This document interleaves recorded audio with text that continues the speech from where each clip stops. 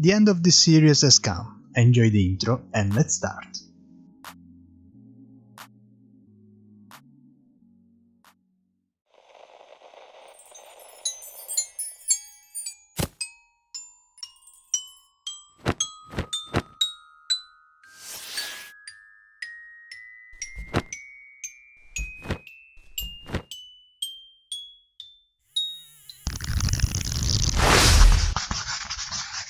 Hello everyone, Phoenixo here and welcome to the last video of a multi-part series in which I've shown you the whole process that brought me from the default cube till the animation you just saw.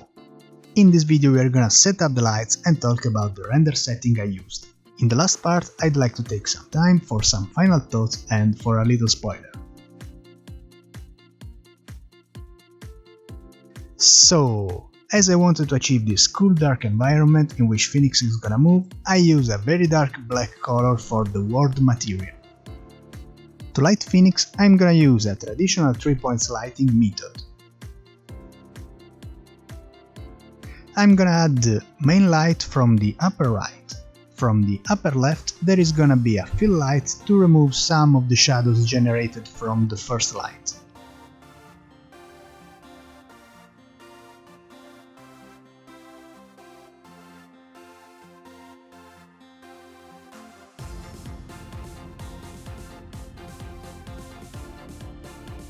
And finally, I'm gonna add a very powerful rim light from behind the character, that is gonna create that cool rim effect around him.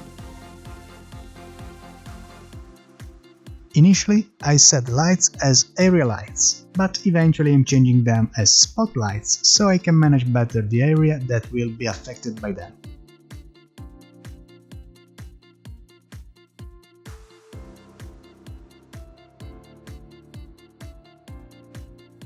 I've also added an empty object to the scene. I've placed it right in the middle of Phoenix's eyes, and I've parented it to the mesh as vertex. In this way, I have an object that will stick upon the mesh all along the animation, and I can use it as light target and focus point. I renamed the empty object as DOF, that stands for depth of field. Now for each light I've added the track2 object constraint. I've set the empty object as target up the y-axis, with -z as track axis. In this way I can simply drag the lights around and they will point always right in the middle of Phoenix's eyes.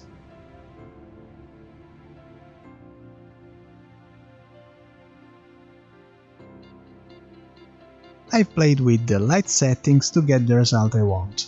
And at this point it's only a matter of moving the lights around and setting keyframes for their transformations.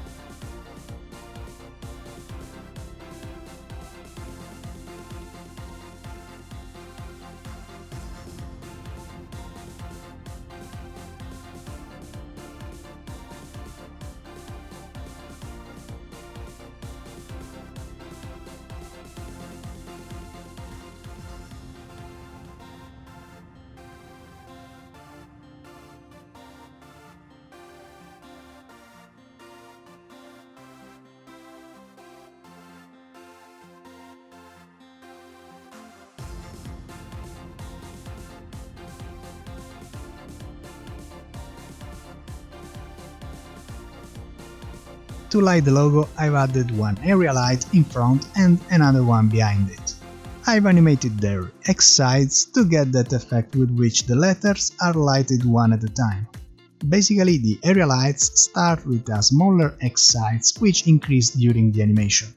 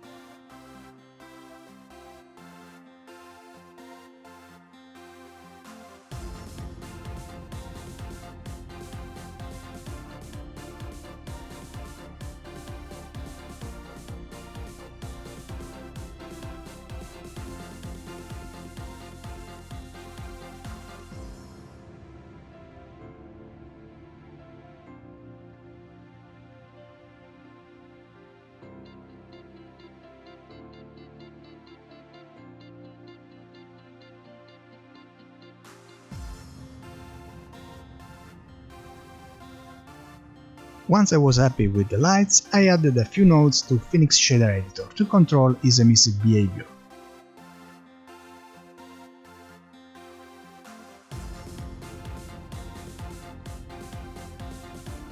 Basically, it starts as non-emissive object, and after a specific frame, it starts emitting its own colors thanks to a keyframed input value.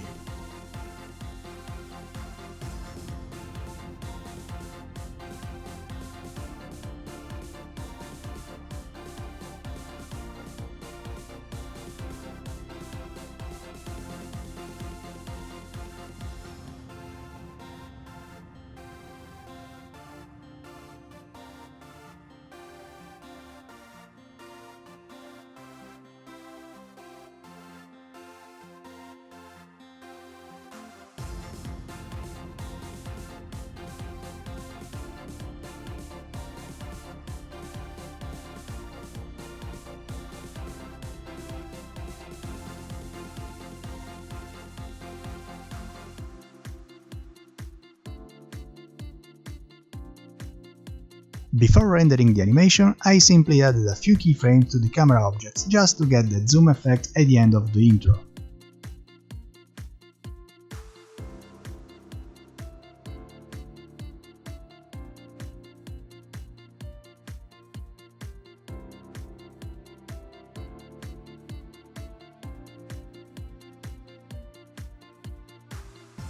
About the rendering settings, first of all I used Eevee. I rendered the animation at 25 frames per second with 64 samples. Using these strange values as resolution and aspect ratio, I gained a kind of cool cinematic effect. There are many reasons behind it that you can find online, but it's basically to get the old pellicola feeling in the modern 16:9 widescreen proportions. It kind of simulates the anamorphic lens.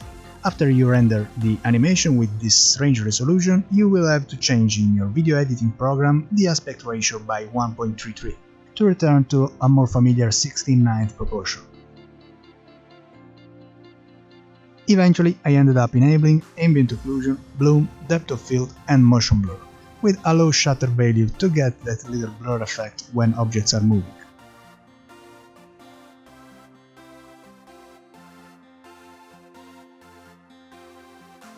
Finally, choose the output folder path, set PNG as file format so if anything happens during the rendering process you don't lose everything, and click Render Animation.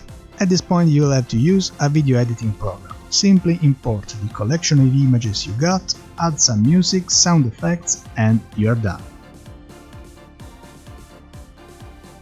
And now I would like to take time for some final thoughts. First of all, I would like to thank you if you joined me during the whole series, and I hope I was able to help or inspire you somehow.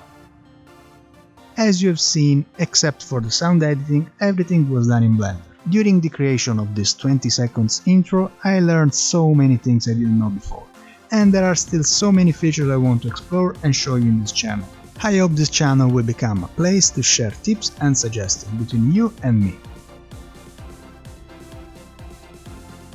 These were the first videos I uploaded, and I'd like to hear from you if you like the format and if you have any suggestion for the coming ones. On my side I've got so many ideas, and if you wait till the end you will have a little spoiler of what's coming next. Thanks again for watching. If you enjoyed this video, please don't forget to like and subscribe to support my channel. And in that case, see ya!